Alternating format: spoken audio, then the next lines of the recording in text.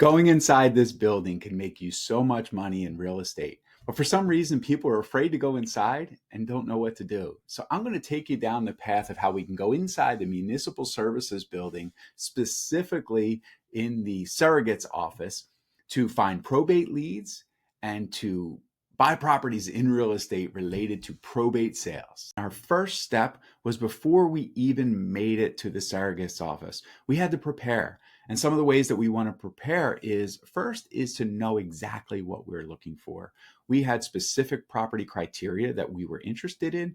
And more importantly, we had specific criteria that we were not interested. So we made sure to have an understanding of what we were looking for. The second is, and I know this is going to sound kind of simple, but you need to bring something to jot the information down.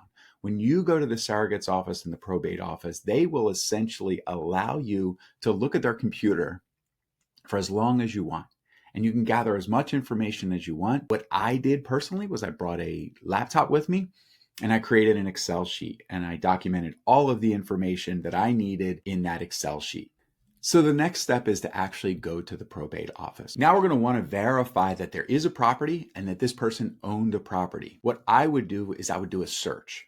And I would come to my computer outside of the surrogate office computer and do an actual search of that person's name, that person's address, and just do a public record search under taxes. Next, you want to organize those leads, and you want to make sure that you know the difference between where all of those properties are and sort of have a good organization of how they work. The last thing you're going to want to notate is all of the contact information of the executor of the estate. Who is now in charge of that estate? Who has inherited that property, or who's in charge of the responsibility for that property? And then we want to reach out to them. So that's normally going to list their name and an address where they can be contacted. And then from there is to contact that person. And then the final step is continuous follow-up. Continue to follow up month after month after month.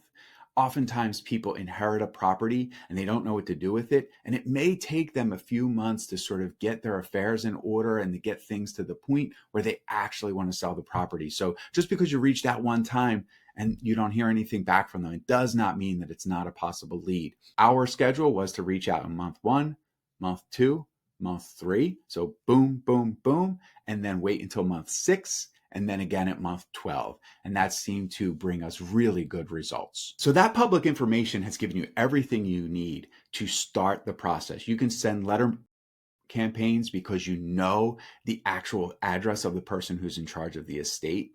And these are free ways. So if you're someone who's just starting out in real estate and you have time, but you don't have a lot of money, this is a free way to get yourself started. Very low cost because you're just going to send letter mails to reach out to them. If you found value in this, please make sure to check the link out where I'm going to give you a free PDF that lays down all of these steps in a quick, easy, and concise method.